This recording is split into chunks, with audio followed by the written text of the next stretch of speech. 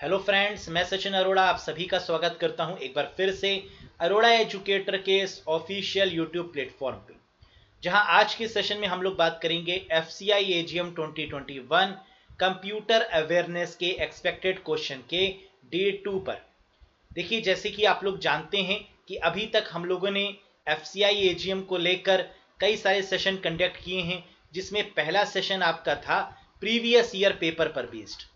दूसरे सेशन में हमने एक्सपेक्टेड क्वेश्चंस डिस्कस किए, यानी डे 1 के बारे में डिस्कशन किया, और साथ ही साथ आपको एक कंप्लीट लिस्ट भी हमने वीडियो के डिस्क्रिप्शन में और कमेंट बॉक्स में प्रोवाइड करी, जहां से आप जाकर अगर कंप्लीट एक एक टॉपिक के बारे में पढ़ना चाहते हैं तो वो भी आप पढ़ सकते हैं।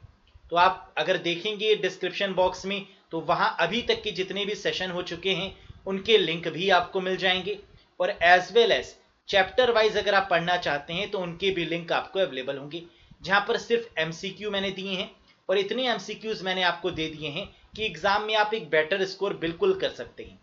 कितने क्वेश्चन आते हैं तो आप समझ चुके होंगे कि अराउंड 20 से 25 क्वेश्चंस तक कंप्यूटर सेक्शन में देखने को मिलते हैं। लेकिन प्रीवियस ईयर पेपर में क्योंकि 20 क्वेश्चंस मिले, तो हम इस बार भी यही एज्यूम करके चलते हैं कि 20 क्वेश्चंस तो आपको मिलेंगे ही मिलेंगे, है ना, और इससे ज़्यादा भी हो सकते हैं। तो चलिए गाइस, देखते हैं कि कैसे कैसे क्वेश्चन पूछे जा सकते हैं। शायद प्रीवियस वाले सेशन से आपको एक आइडिया लगा होगा, और इन चारों सीरीज को देखने के बाद आपको एक आइडिया जरूर लग जाएगा कि क्वेश्चन एज इट इज ही एग्जाम में पूछे जाएंगे। तो चलिए शुरू करते हैं आज के सेशन को। Have a look guys.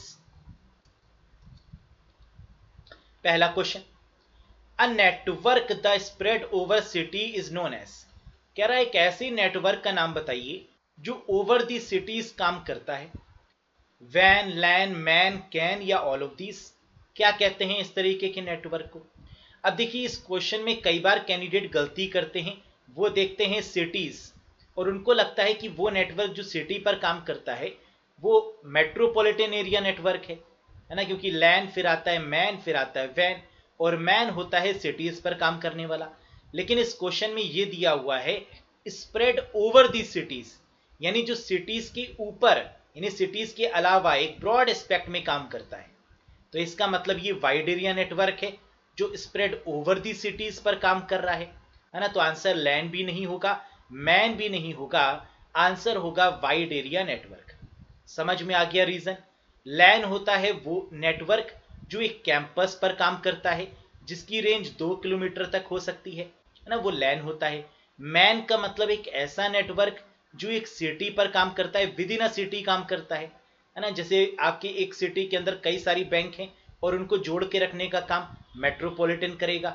लेकिन वाइड एरिया का मतलब है कि ऑल ओवर, जैसे हम और आप आपस में कनेक्टेड हैं, है ना, तो आप दुनिया के किसी भी कोने में होंगे और हम भी किसी भी कोने में होंगे, तो हम लोग आपस में कनेक्ट रह सकते हैं विद द हेल्प ऑफ वैन, यानी वाइड एरिया नेटवर्क।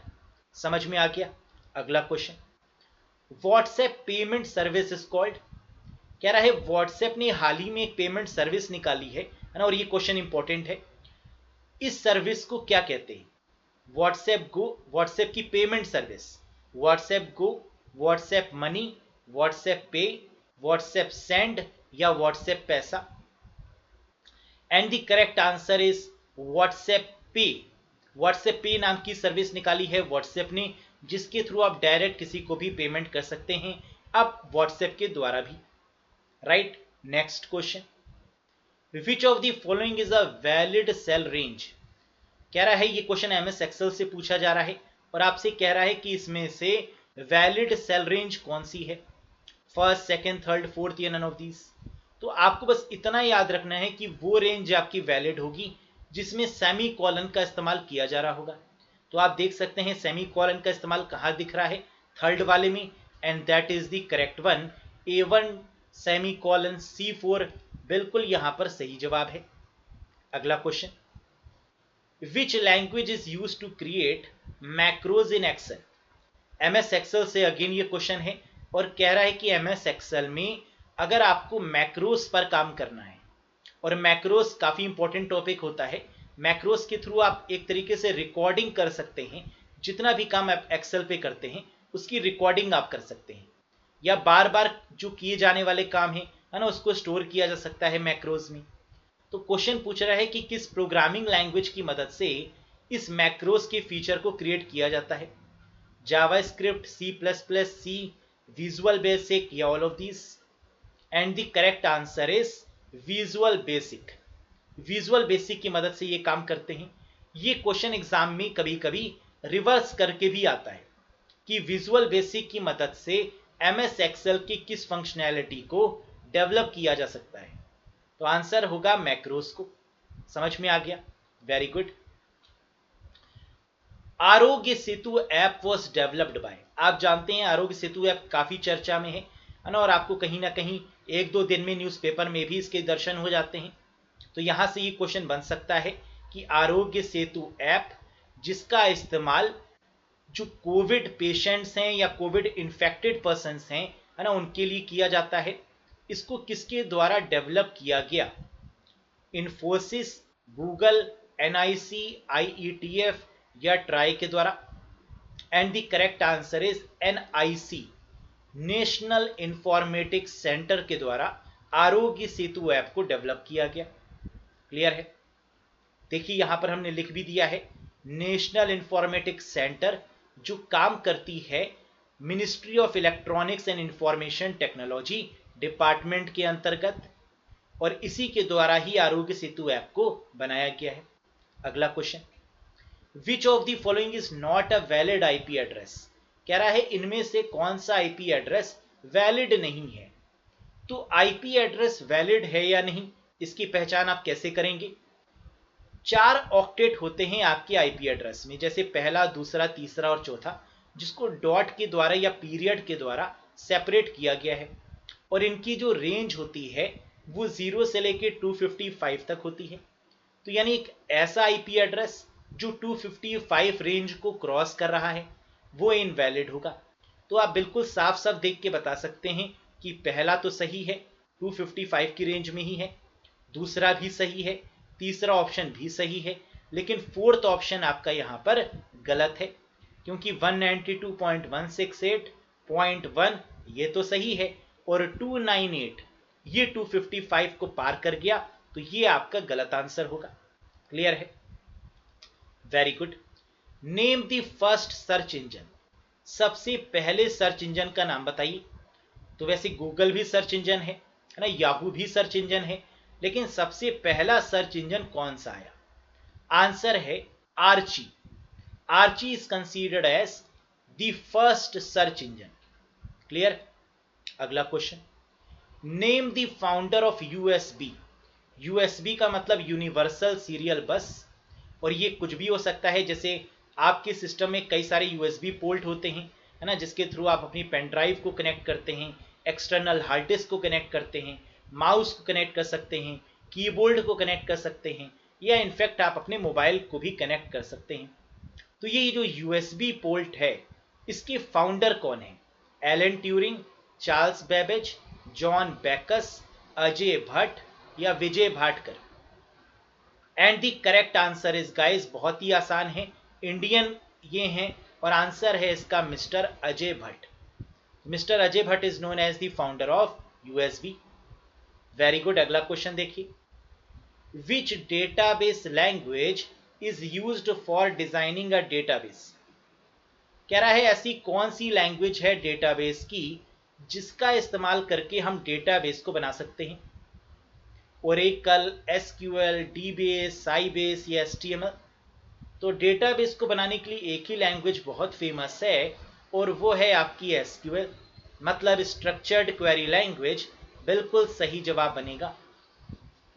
अगला question guys, 5G is design to deliver peak data rate up to. जैसे कि आप जानते हैं कि 5G पर काफी काम चल रहा है ना, और ये क्वेश्चन काफी इंपॉर्टेंट है और पूछा जा सकता है कि 5G की जो स्पीड है, जो पीक डेटा स्पीड है, वो कितनी है? 50 Gbps, 20 Gbps, 100 Gbps, 5 Gbps, या फिर से 5 दे दिया गया है, कोई बात नहीं। तो आपको क्या लगता है, क्या इसका सही जवाब होगा? एब्सोल्युटली करेक्ट, 20 Gbps, 20 गीगाबिट पर सेकेंड की स्पीड आपकी पीक डेटा स्पीड की कैटेगरी में आ रही है 5G के रिस्पेक्ट में। अगला question, name the virtual assistant of Samsung. Samsung के वर्चुअल असिस्टेंट का नाम बताइए। जैसे वर्चुअल असिस्टेंट का काम होता है कि जो भी आप उससे क्वेश्चन पूछते हैं या जो भी आप उससे पूछते हैं वो उसका आंसर करता है ना, अगर वो वैलिड क्वेश्चन होता है तो आपसे पूछा जा रहा है कि सैमसंग के द्वारा बनाए गए वर्चुअल असिस्टेंट का नाम क्या है। कोर्टाना, बिक्सबी, एलेक्सा, सिरी या now. Absolutely correct and the correct answer is Bixby, यानी सैमसंग का है बिक्सबी, माइक्रोसॉफ्ट का है कोर्टाना, और एलेक्सा किसका है, अमेजॉन का, सिरी है एप्पल का, और गूगल का है गूगल नाउ, है ना। तो इसमें से एक क्वेश्चन जरूर बनेगा, प्रीवियस ईयर में भी पूछा गया था, है ना। तो इनको जरूर याद रखिएगा कि माइक्रोसॉफ्ट का कोर्टाना है, सैमसंग का बीएक्सबी है, और आपके अमेजॉन का एलेक्सा है, गूगल का एप्पल का सिरी है, और गूगल का गूगल नाउ है ना। तो ये कुछ इंपॉर्टेंट नाम है। आगे बढ़ते हैं। Name that malware which encrypt user data. कह रहा है उस मैलवेयर का नाम बताइए जो यूजर के डेटा को इनक्रिप्ट कर देता है, मतलब ताला लगा देता है। वायरस, वॉर्म, ट्रोजन, रैंसमवेयर या रूटकिट। तो आप जानते होंगे कि रैंसमवेयर का काम होता है किसी भी फाइल और फोल्डर को लॉक कर देना, और ये तब ओपन होता है जब इसके अगेंस्ट आप कुछ अमाउंट पे करते हैं, है ना। आपसे फिरौती मांगी जाती है कि इतने डॉलर, इतने टन डॉलर या इतने लाख डॉलर आप इस बिटकॉइन की मदद से इस वॉलेट में ट्रांसफर कर दीजिए, है ना। और इसके थ्रू ट्रेस भी नहीं किया जा सकता कि ये काम किसने किया है, क्योंकि ये सारा काम बिटकॉइन की मदद से किया जाता है, क्रिप्टो करेंसी की मदद से पैसे को लिया दिया जाता है ना। तो इस पूरे चीज को हम लोग क्या बोलते हैं, that is called as ransomware attack, और इसमें यूज होने वाले फिनोमिना को बोला जाता है क्रिप्टो करेंसी। क्लियर है। अगला question, name the first ransomware. दुनिया का सबसे पहला जो रैंसमवेयर बना उसका नाम बताइए। क्रीपर, रीपर, ब्रेन, एड्स या वोनाक्राई। देखिए अभी हाल ही में एक रैंसमवेयर का अटैक भी देखा गया था, है ना। अभी कुछ दिन पहले न्यूज़पेपर में था, वहां पर बताया गया कि पहले तो रैंसमवेयर अटैक हुआ, फिर रैंसमवेयर अटैक करके सर्वर को बंद कर दिया ना, लॉक कर दिया। फिर उसके बाद DDoS यानी डिस्ट्रीब्यूटेड डिनाइल ऑफ सर्विस नाम के अटैक को किया गया और पूरे सर्वर को ही करप्ट कर दिया गया, है ना। तो इस तरीके से दो दो वायरस भी एक साथ करप्ट कर सकते हैं चीजों को, और बहुत ही ज्यादा नुकसान पहुंचा सकते हैं नेटवर्क को या किसी भी डेटा को। तो सबसे पहला रैंसमवेयर है आपका, that is called AIDS, AIDS, और वोनाक्राई जो कि 2017 में आया। ये सबसे अभी तक का सबसे बड़ा रैंसमवेयर अटैक माना जा रहा है ना, वोनाक्राई। तो एग्जाम में ये भी पूछा जा सकता है कि सबसे ज्यादा पॉपुलर रैंसमवेयर अटैक कौन सा हुआ, तो आंसर हो जाएगा वोनाक्राई। और सबसे पहला कौन सा, तो आंसर हो जाएगा एड्स। क्लियर है। अब इस तरीके का भी एक क्वेश्चन एग्जाम में आ सकता है और आता भी है कि आपको कुछ बाइनरी नंबर दिए हुए हैं और आपसे इनका एडिशन पूछा जा रहा है। कह रहा है ऐड करके बताइए कि 111 और 100 को ऐड करने पर क्या आएगा। तो ये मैथ्स तो है नहीं जो आप कहेंगे 1 और 1 2 आ जाएगा, है ना, क्योंकि ये बाइनरी नंबर्स में गिवन है और यहाँ पर इसका रिजल्टेंट पूछ रहा है। तो इसका मतलब सबसे पहले आंसर की बात करते हैं। अगर आप इसको तरीका जानते होंगे तो आपने निकाल लिया होगा 1011, बिल्कुल करेक्ट आंसर है। ये आया कैसे, इस पर बात करते हैं। देखिए एडिशन का एक फॉर्मूला होता है बाइनरी नंबर्स में। जीरो को जीरो अगर प्लस करेंगे, 0 + 0 तो आएगा 0, 0 + 1 करेंगे तो आएगा 1, है ना, नॉर्मल सी बात है। 1 + 0 करेंगे तब भी 1 आएगा, और 1 + 1 करने पर यही आपको याद रखना है कि रिजल्टेंट 1 होता है और कैरी रिजल्टेंट 0 होता है और कैरी 1 होता है। तो 1 + 1 का मतलब 0 और कैरी हो गया 1। बस इसी का इस्तेमाल करके आंसर निकाल लिया गया, है ना। देखते हैं कैसे। तो 111 और 100 आपने इस तरीके से लिखा, 1 + 0 1, 1 + 0 1, 1 + 1 0 और कैरी 1। तो यानी कैरी 1 में कुछ था तो है नहीं उस साइड हमारा, तो 1 हमारा यहां पर आ गया। तो आंसर हो गया 1011, यानी फोर्थ बिल्कुल करेक्ट आंसर है। समझ में आ गया। तो याद रखने वाली बात सिर्फ इतनी सी है कि 1+1 मतलब 0 और कैरी 1, है ना। इसी फिनोमिना के साथ में एडिशन आपका चलेगा। अगला question, RAM speed is measured in, कह रहा है रैम की स्पीड यानी रैंडम एक्सेस मेमोरी, जो कि आपकी एक तरीके की टेम्परेरी होती है, वोलाटाइल इन नेचर होती है, इसकी स्पीड को किस में नापा जाता है? आरपीएम, फ्लॉप्स, मेगाहर्ट्ज, गीगाबिट पर सेकेंड या ऑल ऑफ दिस? देखो, चाहे प्रोसेसर हो, चाहे सीपीयू हो, चाहे रैम हो, इन सबको हम हर्ट्ज में मेजर करते हैं। और रैम की स्पीड होती है मेगाहर्ट्ज में, है ना, या फिर गीगाहर्ट्ज में भी हो सकती है सम टाइम, अगर हम किसी गेमिंग कंसोल की बात कर रहे हैं तो यहां पर आंसर होगा आपका megahertz. RAM speed is measured in megahertz. RPM होती है हार्ड डिस्क की स्पीड, रेवोल्यूशंस पर मिनट कहते हैं। जब आप हार्ड डिस्क लेने जाते हैं तो पूछा जाता है कितने आरपीएम की हार्ड डिस्क चाहिए, 7200 आरपीएम की यानी 7200 आरपीएम की, या 5400 आरपीएम की। तो आरपीएम होती है आपकी हार्ड डिस्क की स्पीड। फ्लॉप्स होती है सुपर कंप्यूटर की स्पीड, फ्लोटिंग पॉइंट ऑपरेशंस पर सेकंड के नाम से इसको जानते हैं। मेगाहर्ट्ज हो गई आपकी रैम की स्पीड, और जीबी पर सेकेंड यानी गीगाबाइट पर सेकेंड तो किसी की नहीं होती, है ना। एमबीपीएस और जीबीपीएस होती है इंटरनेट की, जहां पर बी आपका स्मॉल होता है। तो अगर बी कैपिटल है तो इसका मतलब बाइट है, और बी स्मॉल है इसका मतलब बिट है। तो जीबीपीएस या एमबीपीएस में आपकी इंटरनेट की स्पीड को नापा जाता है। समझ में आ गया? Very good.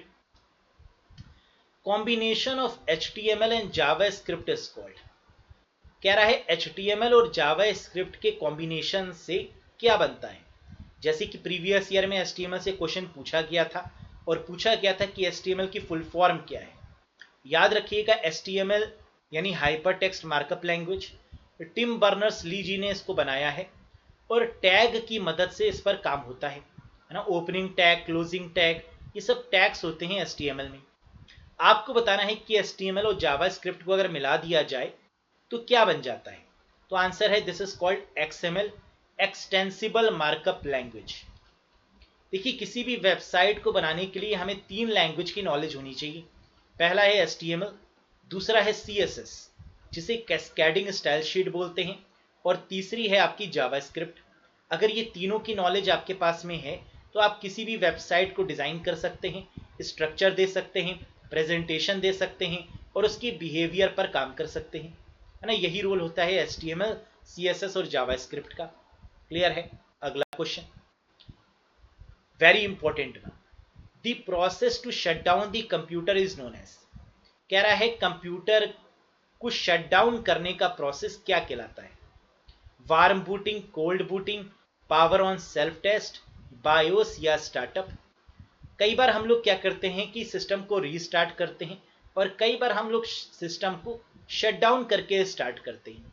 तो जब भी आप कंप्यूटर को शट डाउन करके स्टार्ट करते हैं, इसका मतलब वो कोल्ड बूटिंग होता है, और जब भी हम सिस्टम को रीस्टार्ट करते हैं तब होता है वार्म बूटिंग। ठीक, तो यानी यहां पर क्या कह रहा था, शट डाउन, तो आंसर हो जाएगा कोल्ड बूटिंग। लेकिन अगर शट डाउन की जगह रीस्टार्ट लिखा होता तो आंसर हो जाता वार्म बूटिंग। और रीस्टार्ट हम कब करते हैं?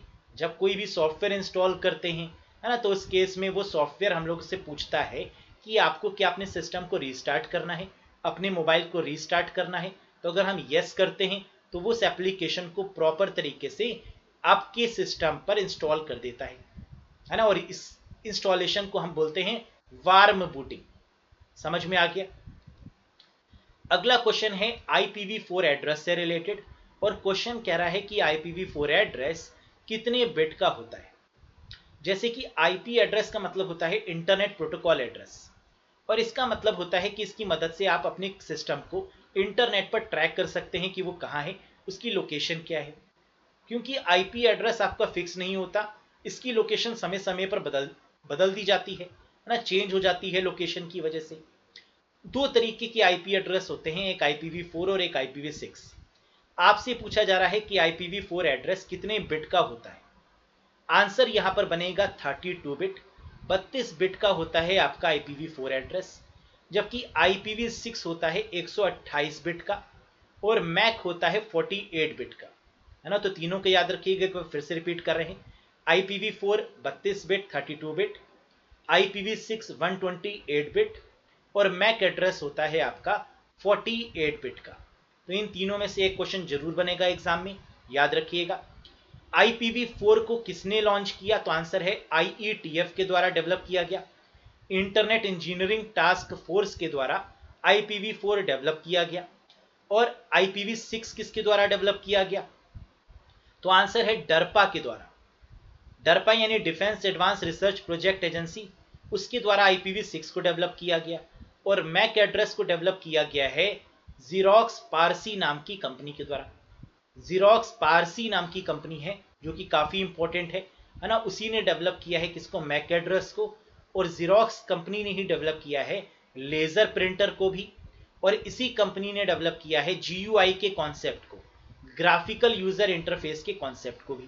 तो जीरोक्स आपने शायद नाम सुना होगा, जब आप प्रिंट करवाने जाते हैं है ना, तो कई लोग कहते हैं कि जीरोक्स करवा लो। तो वो जीरोक्स बेसिकली एक कंपनी है जिसने मैक एड्रेस, GUI के कॉन्सेप्ट को और एज वेल एज जो आपकी बिटमैप इमेज होती है ना, उसको भी डेवलप किया है। और साथ में लेजर प्रिंटर को भी डेवलप किया है। समझ में आ गया?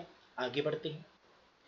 It is on a laptop and does the same job as the mouse on a desktop PC।